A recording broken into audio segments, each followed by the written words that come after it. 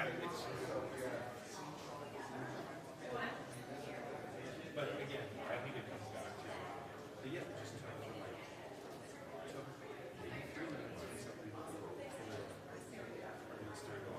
there's this request, and then the private is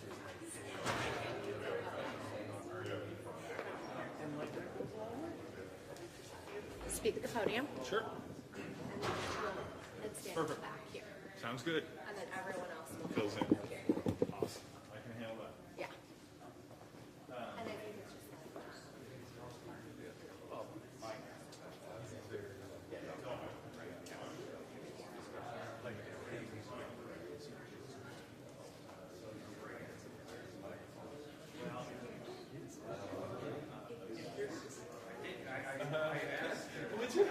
Oh, that's okay, right?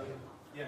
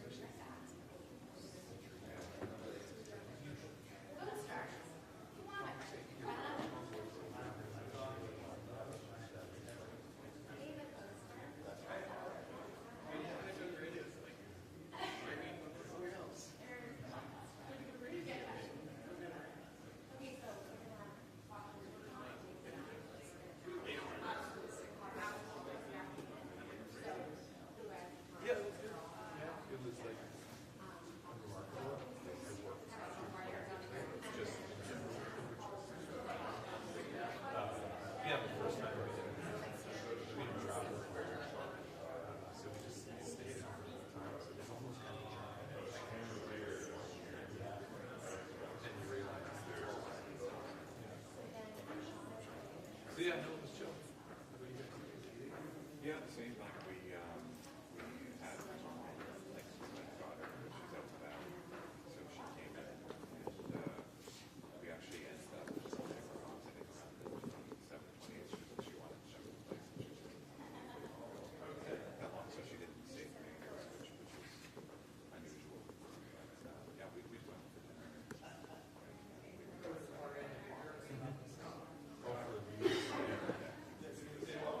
Yeah, we don't do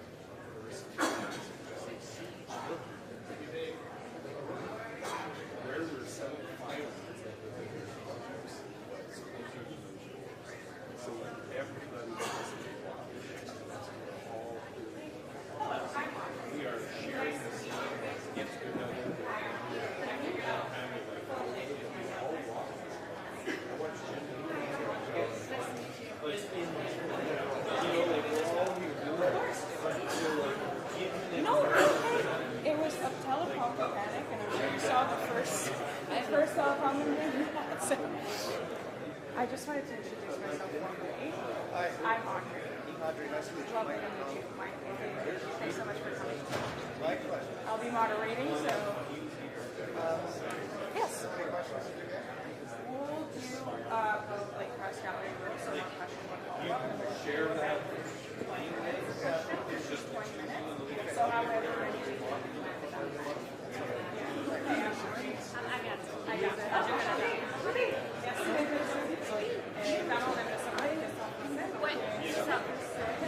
Que va de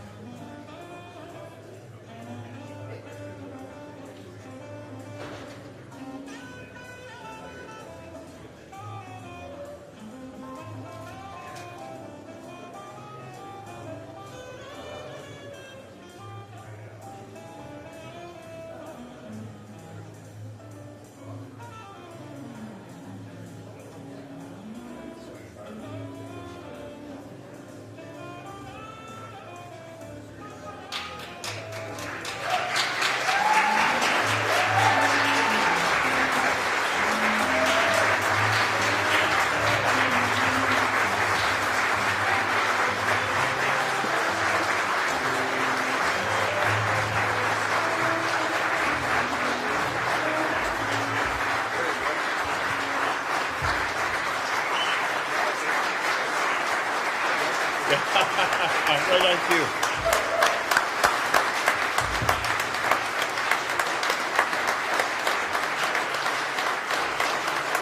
Hello and welcome, everybody.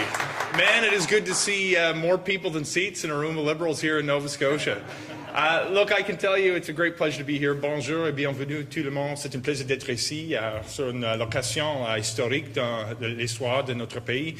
Pier 21 obviously plays an extraordinary role in this country's history, being the place where so many Canadians and their families were first welcomed to Canada. And it's wonderful to be able to gather for such an important event at a location with such history behind it. Look, I've got an incredible honor this morning of introducing you to a friend and someone I'm supporting in the upcoming leadership race, but I thought I'd offer just a few short reflections before I do. This is an exciting time to be a Liberal. The conversations I've been having over the last couple of weeks in particular have been filled with a level of energy and enthusiasm that I frankly haven't seen over the last couple of years. People in our community are talking with a real energy behind the next campaign, and it's because they found a candidate that they're pretty excited to support.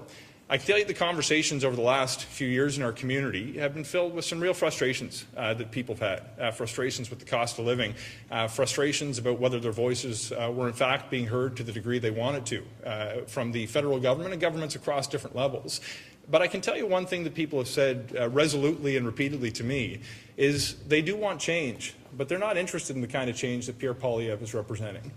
I can tell you we have an opportunity to present a kind of change that is more focused on the economy, more focused on the cost of living for ordinary working people who live in our communities here in Nova Scotia and across country, without compromising the commitment that our supporters want us to maintain to important social values like protecting the environment, making sure working class people get a fair shake. Well, when I started thinking about who I was going to support in this upcoming leadership contest, I came to the conclusion very quickly that it was going to be Mark Carney. When I talk to the people in my community, I feel I have a duty to reflect their feedback in the decisions that I make as an elected official and a member of the Liberal Party. And they tell me that they want change, but they want to focus on the economy. They want change, but they want us to continue support for initiatives that are going to protect our environment, but in a way that works for their households. Folks, we literally have a person who's put his hand up, who cares deeply about this country, who is renowned globally for his expertise in all things economy and his ability to mirror the important objectives of growing the economy with protecting our environment.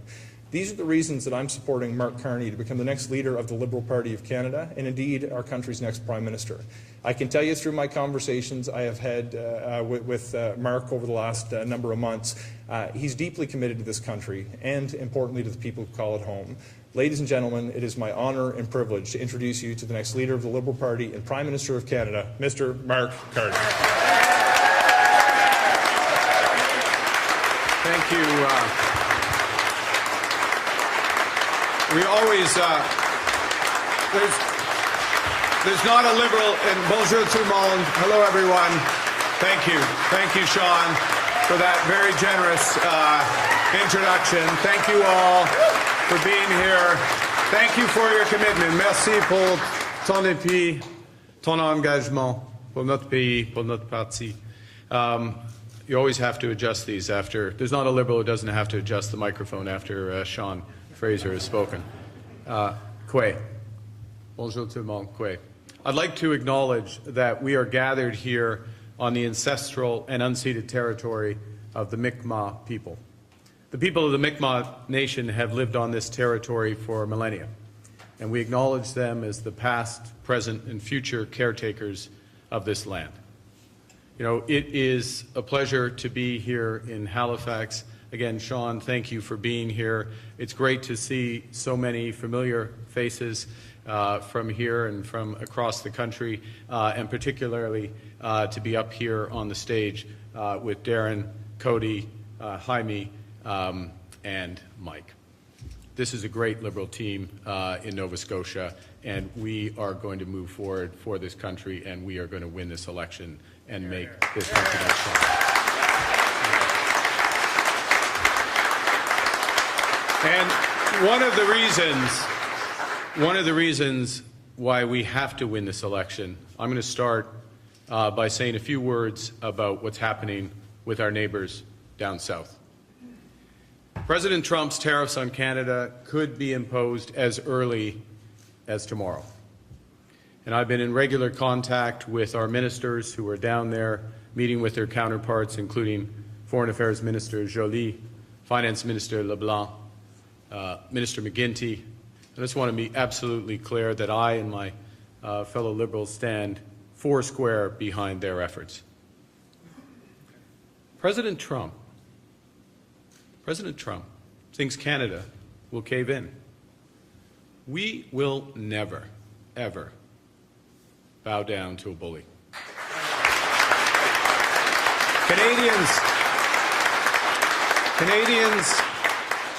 Canadians will always stick together.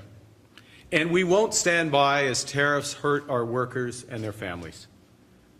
Canadians need to remain united. Now, let me be clear. This situation, unfortunately, could not be more serious. And at times like these, we need serious leadership and a serious plan. I'm ready to stand up for Canada. Who's with me?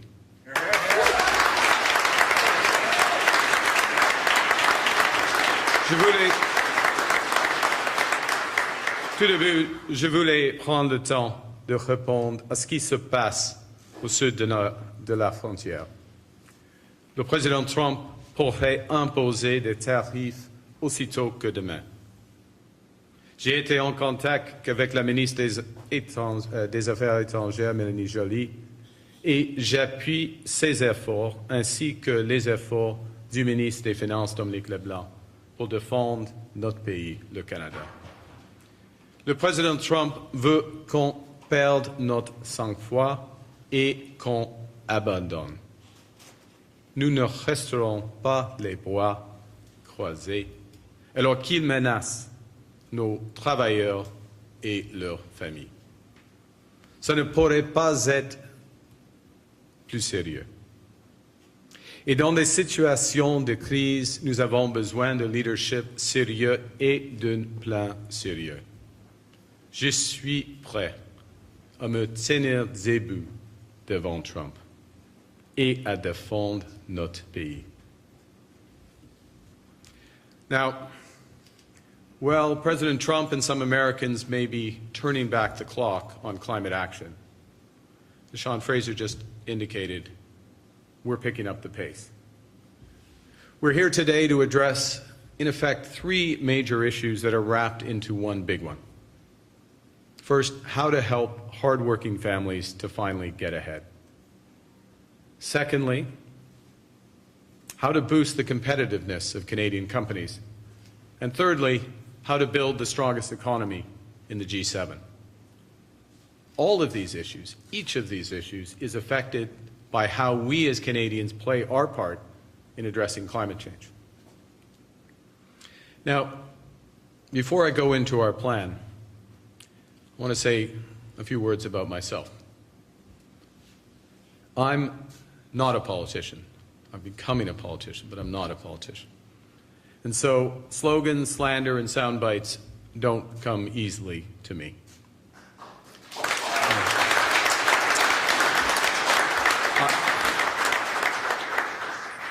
And because I'm not a politician, I don't like press releases that are dressed up as policies. So if I see a politically expedient but half-baked solution, I'll reject it. What I am is a pragmatist. So if I see that something isn't working, I'm going to change it. And today is about change, but it's not about cosmetic change. It's about the right change that puts money in people's pockets. It's about change that makes our companies more competitive. It's about change that builds the strongest economy in the G7. Now, when Pierre Poilievre says we have to choose between fighting climate change and growing our economy, he's lying to us. Mais Pierre Poilievre nous dit qu'on doit choisir entre lutter contre les changements climatiques ou bâtir notre économie. Et la vérité, c'est qu'il nous ment. Canadians have had more than enough of such division and confusion. With Canada now under attack, It is time to come together. And since Canada's current climate policy has become too divisive, it's time for a new, more effective climate plan that everyone can get behind. It's a plan that makes our economy more competitive, it grows good jobs today, and it will grow better ones in the future. You know, friends, there are literally billions of dollars of investment on the table and millions of jobs at stake. So here's how our new plan works. My government will immediately remove the consumer carbon tax.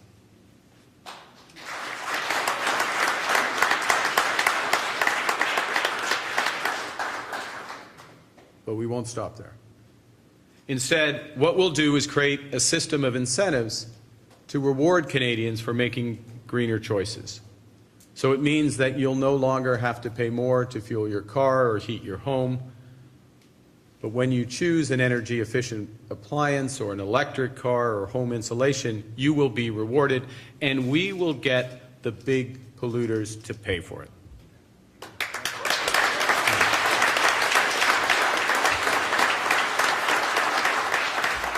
En tant que chef, je vais annuler la taxe sur le carbone et, à la place, créer un système d'incitatif pour récompenser les Canadiens et Canadiennes qui font des choix éco-responsables. Vous n'allez plus devoir payer plus pour faire le plein ou pour chauffer votre maison. En choisissant d'acheter un électro qui consomme moins, un véhicule électrique ou mieux isoler une maison, vous serez récompensé. Et nous allons faire payer les grands pollueurs. Now, let me be clear. If we were only to remove the carbon tax, we'd create two problems. First, Canada's emissions would not decrease as rapidly as before. And secondly, most Canadian households would be worse off because of the end of the rebate. Pierre Poilievre's, with his simplistic and misleading axe the tax, doesn't care about either problem. Now, that's possible because he doesn't really believe in climate change.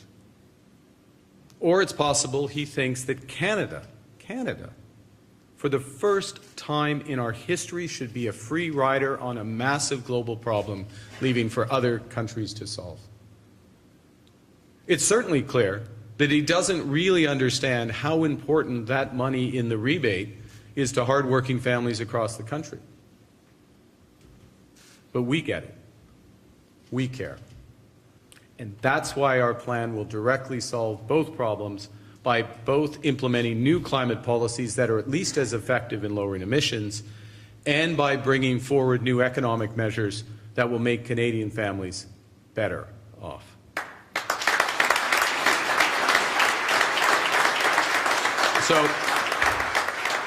So how does it work? First, as I mentioned, to help Canadians invest in greener policies, we'll have the big polluters pay for climate incentives by developing and integrating a new consumer carbon credit market into the industrial pricing system. That way we ensure that taxpayers aren't on the hook for consumer climate incentives, while we still provide price certainty for households when they make climate-smart choices. The second thing we'll do is, with a new Made in Canada competitiveness strategy, my government will improve and tighten the output-based pricing system for large companies. We'll extend it to 2035, and we will speed up approvals of clean energy projects. That's okay. Thirdly, it's important. It is actually important. See, Cody knows just how important that last bit of that phrase is, because we got to get moving. Third thing we're going to do is to ensure that there's fair competition for our companies and that we penalize high-polluting foreign imports. So we're going to develop a carbon border adjustment mechanism. What that does is promote jobs here at home, it prevents carbon leakage abroad, and it aligns Canada with our allies who are still engaged in the fight against climate change.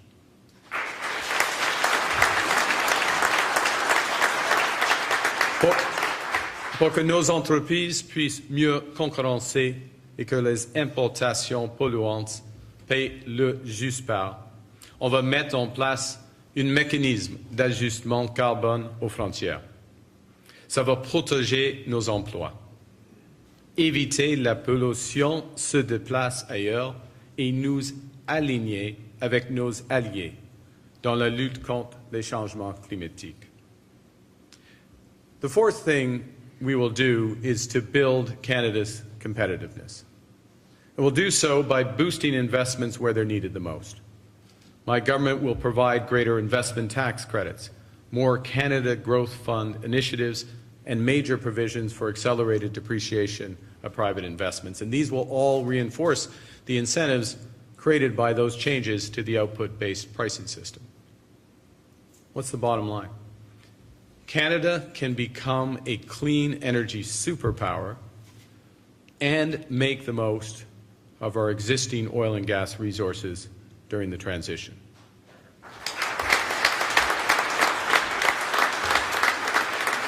And there's more. We now have an opportunity to leapfrog the United States while they turn inwards and attempt to turn back the clock.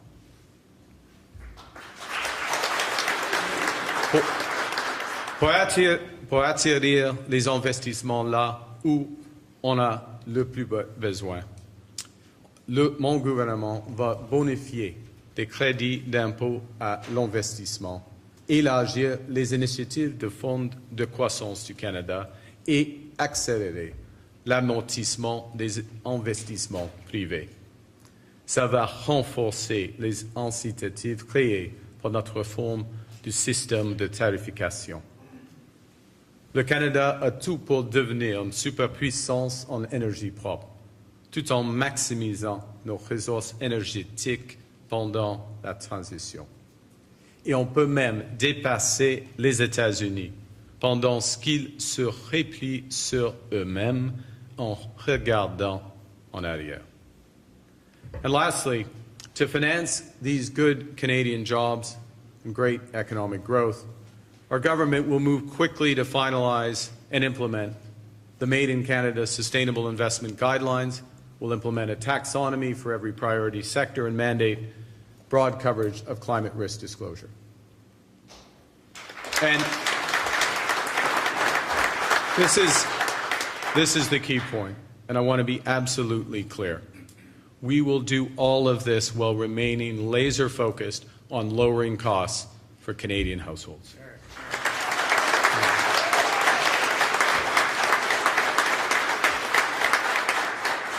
So we will be making big economic changes to ensure those households are immediately better off, and I very much look forward to sharing those plans with you in the days to come.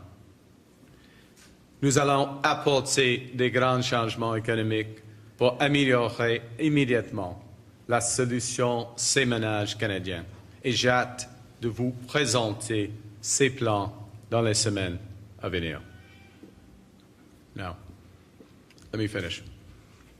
Eventually, the fever that has gripped our neighbor to the south, eventually that will pass. But while that fever rages, we will remain, as Canadians, we will remain resolute and we will remain true to our values. And those values include solidarity with one another and sustainability for our children and grandchildren's futures. So that's why the measures I'm announcing today will reduce emissions faster than before. They'll help create Canadian jobs. They'll build the competitiveness of our major companies and begin to realize Canada's immense potential to be a global leader in a clean economy. By working together, we will build that strongest economy in the G7, regardless of what happens south of the border. And we will do so for all Canadians across every generation. Merci beaucoup. Thank you very much. Merci. And quoi? On va commencer avec des questions, oui. Okay. So thank you, and I'll now be pleased to take questions. Thank you, Mr. Je suis Carney. prêt de répondre à votre question. Thank you, Mr. Carney. We're going to start with the question period. We'll do one question, one follow-up. On va commencer avec la période de questions. Une question de suivi. S'il vous plaît, vous identifiez et nommez votre média. Please identify yourself and name your media. Go ahead. Hi, Chris Lambie, National Post. You say you'll drop the consumer carbon tax, but will you maintain the federal industrial carbon tax? And if so, are you maintaining the current government levels and increases? Thank you for the question. It's an important point. Yes, we are maintaining what's called the output-based pricing system, which is the price that large polluters will pay. The important and there is an expectation, as you know, that price will rise over the course of this decade. What that does is it provides a very clear signal to large companies to make the investments now, to get their emissions down, to become more competitive. What is innovative, one of the things that is innovative about what we're doing, is we, in effect, will provide them with more options to reduce emissions because they will be able to pay for the emission reductions of Canadian households. To be absolutely clear, you're sitting here in Halifax and you're trying to make a decision about buying an EV or a heat pump or home insulation or a better appliance, you'll see a clear fixed level of credit that you're going to get. But we as the federal government will turn around and monetize that from the large polluters. And that way, the taxpayer's not on the dime. The large companies have more options. The system's more efficient. We move forward together. Thank you. Can I one follow-up? Will you be running in the Halifax by-election for the seat vacated by Andy Fillmore? And if not, where will you be running? There are some excellent candidates for that vacancy, and I'm sure the local riding association will make the right decision for that. I'll say as well that one of the things, and it was referenced in the introduction, we are seeing a huge surge in interest in not just rejoining the party. We've had a huge increase in membership of the Liberal Party, but also in candidates, new candidates putting themselves forward, other candidates who had been thinking about maybe stepping away, remaining. That means that the number of ridings in which I can potentially run is diminishing, but I will be making, that's a good thing. By the way, I'll be making a decision in due course, and I look forward to putting myself forward for a riding. Yeah. Thanks. Next question. Hello, Sky Brida Blom with Global News. And I'm just wondering, I know you've announced larger scale plans, but for the Atlantic region specifically, what's on your radar? What's on the radar? Well, I think the first thing is on the radar. Let me say a couple of things. One of the points that has really impressed me over the course of the last few weeks, and it really has only been a few weeks, is conversations with the gentlemen that are to my left. Some of them went back further when Sean Fraser, obviously as a minister, but the conversations with the deputies in Nova Scotia, the men and women who are serving here across Atlantic Canada, and really getting a sense of their priorities, the priorities of the people they're serving. So one of the things that helped inform today's announcement, candidly, is those discussions, what's happening on the ground, how we can make it more effective.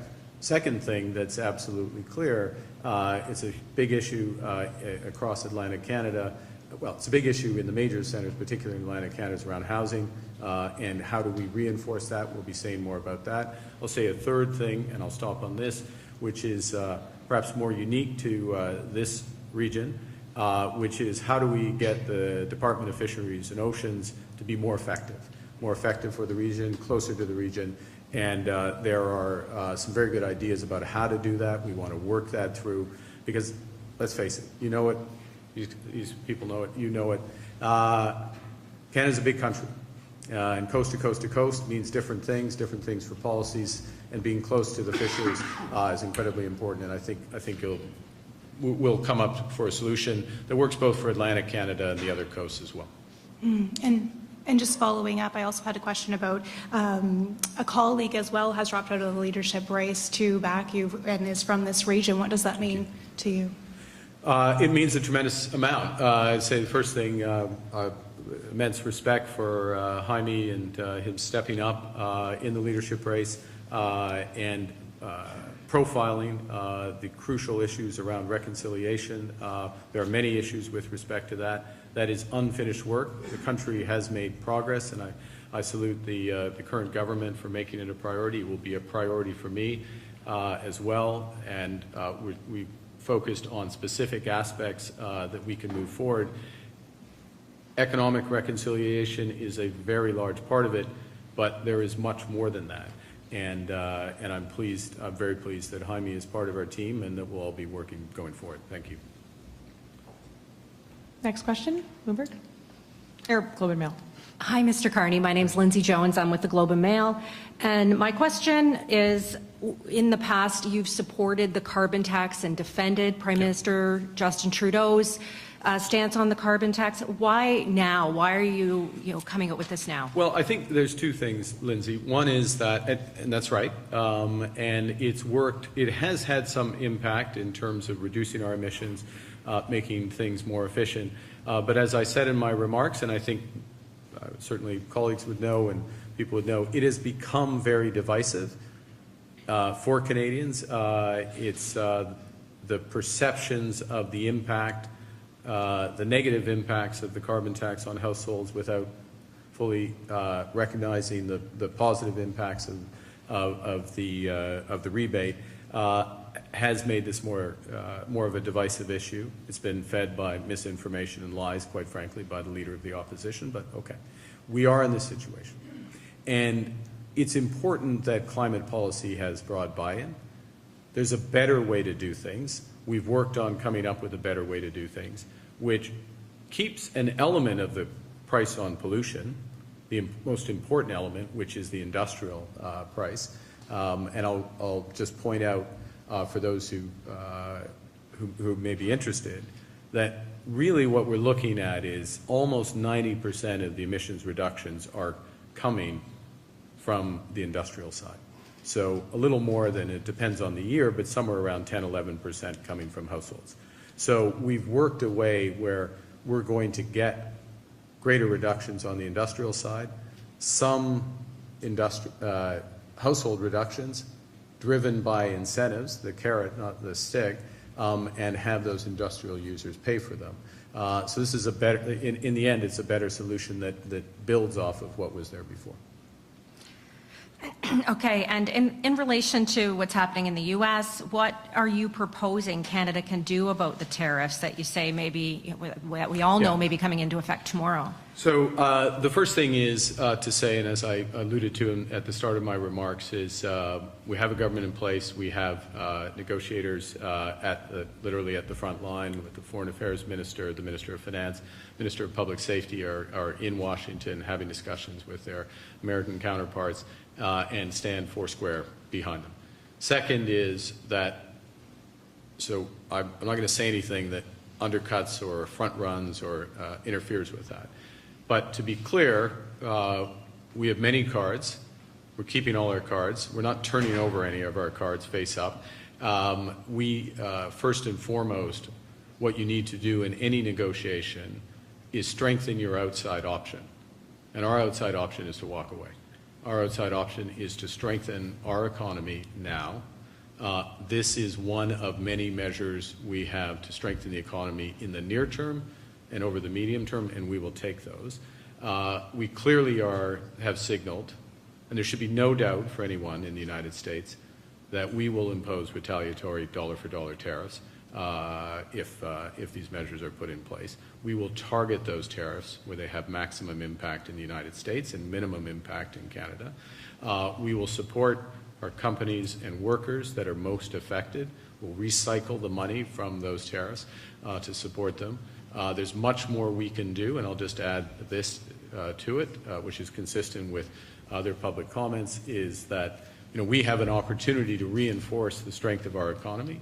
We have an opportunity to make our economy work better as one economy, and we have an opportunity, as I said in my remarks, candidly, to take advantage of what's happening in the United States. They're taking their eye off the ball on some big issues that are going to be fundamental, not just to the future of our planet, but to the competitiveness of companies. So let's take advantage of that and move forward. Thank you. Thank you. Next question, CTV. Hi, Mr. Carney. Callum Smith with CTV. I guess I just wonder why you're releasing this level of platform detail here in Atlantic, Canada, and how important is this region for you, first as a leadership candidate, and secondly to the Liberal Party as a whole? Well, first to say, let's start with the second part. Incredibly important to the Liberal Party, to the country as a whole. So many of the best ideas, energy, for the party, for the country, have come from Atlantic Canada, have come from Nova Scotia. As I said earlier, just in an earlier response, part of the benefit of discussing and listening to MPs, listening to their ideas over the course of the last few weeks has been to inform policy. Now, I'm not one to hold something back and wait to release a policy. We need to get moving, right? We're for a variety of reasons. It's not just about campaigning, but it is not an overstatement to say that we're in a crisis caused by the actions of the president, reinforcing real pain that Canadian households have felt. And we're about solutions, and we're going to put those solutions out in front of Canadians and look for their confidence so we can put them into place. That's what's at stake.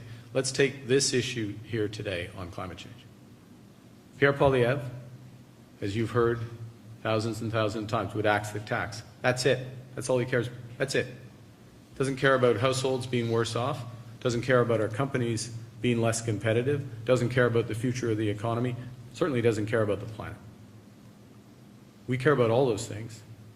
And we are dealing with all those things, starting first and foremost with those households and getting their costs down.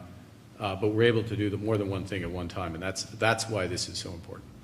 Speaking of household costs, I guess I just wonder, can you detail these carbon credits a bit more? You talk about greener choices being rewarded. What do you mean by that, and how will that differ from, say, the carbon tax rebate?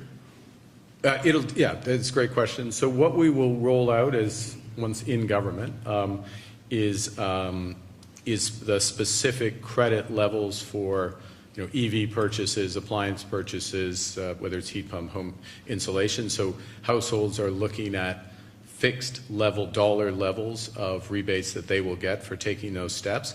And I should add, maybe just for the avoidance of doubt, I didn't mention this, but the way the system works, it's large companies that are affected by the output-based pricing system, so small and medium-sized companies that have relatively low carbon footprints. This also affects them. The carbon tax comes off them as well. Then they get a choice, and we'll design the incentive system for them. They get a choice whether to reduce emissions and also benefit from these types of credits. So we'll show those specific amounts to households for the various actions, small businesses. And then we as a government will take the emission reductions, those credits, and we will let them be sold into the output-based pricing system market, which has a credit system. And that's how the large producers pay for it. We can structure this so that there's no cost to the taxpayer or recycle some of that money back into other climate action. Thank you. Thanks. Thank you. Next question, APTN. Hello, hi, my name is Angel Moore and I'm with APTN National News. Last week, the 13 Nova Scotia chiefs rejected to be part of a $250 million program with the Department of Fisheries. They're saying that our treaties are not for sale and they are united and they want to manage their own fishery. And they're frustrated because they say that negotiations should be nation to nation because of the treaties, not with DFO officials. So if you become Prime Minister, would you support the nations of Atlantic Canada, the Mi'kmaq, the Wolastoqey, the Passamaquoddy, managing their own fisheries as the treaties state? Yeah, several items here, and in part, and in the element of your question, reinforces one aspect. It's not all about DFO, just to be clear, but one aspect of DFO and being closer to the situation on the coast. I was going to say on the ground, but on the coast and in the oceans. That's there. First point. Second point, absolutely, we have a responsibility as government. My government will certainly fulfill our constitutional responsibilities and respect those rights. We want to have a viable fishery that works for First Nations, works for all residents and fishers in Atlantic Canada. Thank you. Thank you. Through the campaigning, we've been noticing that reconciliation and Indigenous peoples haven't really been mentioned much. You did comment earlier today. If you became Prime Minister, how would you approach reconciliation different from Trudeau? Well, I think the first thing to say is that I think it's important to recognize, reconciliation is a process. It is not a process without end. It should not be a process without end.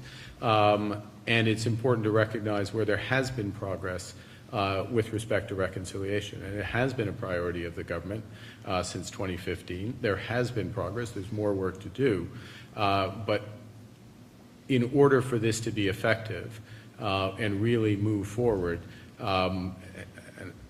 I just want to underscore that it has been a priority. We have made progress. There is more to do, first point. Second point, there are a series of issues, for example, around child services and devolution there and support accordingly, where we have major unfinished business as the federal government with First Nations on that, failed negotiations, as I'm sure you're aware, and Jaime and I have had a number of discussions around that. That's a priority.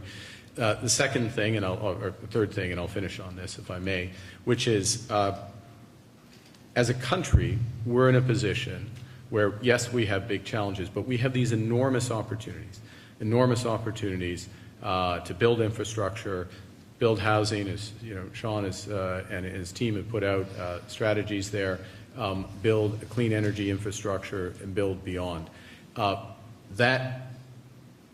So much of that will happen in partnership with First Nations. So the economic reconciliation aspect, really putting not just words into action, but into projects consistent with UNDRIP and our responsibility. That is a huge element of our initiatives, and I think it's going to be a very exciting time to move forward on reconciliation going forward. Thank you. Merci, thank you. We'll have time for two more questions. Deux dernières questions, une en français, Radio-Canada. Bonjour, mon nom est Agathe Boucard, je travaille pour Radio-Canada. Vous promettez d'abolir la taxe carbone, mais allez-vous garder le plafonnement des émissions des secteurs gaziers et pétroliers? Deuxième partie de je vais garder quoi? Oui, est-ce que vous allez garder les plafonnements des émissions des secteurs gaziers et pétroliers? Oui. En bref, oui. On va garder, on va renforcer en même temps les incitatifs afin des grands investissements, par exemple comme Pathways, les réductions de carbone en place. On va renforcer ces incitatifs en même temps afin d'améliorer, afin d'atteindre le plafond. Merci. Prochaine question, last question, dernière question. Luke Ettinger with CBC News. You say you want to leapfrog the United States and create alliances with other nations fighting climate change. Who specifically would you align with, and what would that look like? Well, I think the first thing to say is that, and I have direct personal experience with this, that virtually every nation at present is taking it more seriously than the new U.S. administration. Virtually every nation. And one way I can demonstrate that in concrete terms is if you look at the investment in energy, power, over the course of the last year, over 90% of it was in clean energy. Now, why is it in clean energy? It's partly for for domestic pollution reasons. It's largely because increasingly it's the lowest marginal cost source of energy. It's also because big manufacturers don't want to have a carbon footprint from their energy sources as they change where they invest around the world. So, and the leaders with respect to the scale of the shift, obviously it would include the European Union, it would include the United Kingdom, it would include a number of major economies in Asia that are fast-growing economies. Now, we have broader issues with some of those economies that we need to resolve, and we'll be resolute in coming to a conclusion on those. But it is a very large footprint of the world that is like that, and a consequence of that. You see, one of the things we have to do as a government, certainly we have to do as a country, is we have to manage the present. We need to focus with respect to climate change on what's happening to people's everyday costs and earn the right to win the future. That's what this plan is putting in place. Right? It's recognizing the impact on households, making them better off, giving them incentives to move, and at the same time, we're able to do more than one thing. We're able to realize that the world is shifting where one of the biggest determinants of competitiveness in any industry is going to be what your carbon footprint is. And we can own this. We can absolutely own this as Canada. This is our moment. This is our time. We're going to leapfrog the United States while they've turned inwards and trying to turn back the clock. They'll come around eventually. And when they come around, we're going to be ahead of them. On making big polluters pay, how are you going to ensure Sorry. that those big polluters don't pass on the costs to hardworking Canadians, as you say? Well, you've got to look at what the big polluters are producing versus where that's consumed. So I'm DeFasco, I'm a steel company. I'm not passing on my costs down through to the level of the consumption product. Let me give you another example. When you look at the final value add, for example, I'm going to pick our steel companies again. In terms of the final value add impact of changes, we're talking in the tens of dollars into autos. So there's ways that that ensures that it doesn't come back down, in part because the nature of the polluters are there, and the fact that we integrate this with a carbon border adjustment mechanism. And in the end, what we're going to see is much bigger incentives for households, a more choice, and this is a crucial point, and I'll maybe end with this if I could, more choice for those large companies on how they get emissions down, okay? So they have the options immediately of reducing their emissions or working to reduce their emissions, but they also can pay Canadians to reduce our emissions. In both cases, our emissions come down. And it's a much more efficient system in order to do it. It will have a big impact, and it's going to ensure that taxpayers' money, that precious resource that we can devote as a government to other priorities of Canadians, keeping their taxes down and ensuring that we continue to pay for crucial social services from health care at the provincial level to child care, dental care, old age pension, and beyond. Great. Thank you. Merci This is what beaucoup. puts an end to our press conference.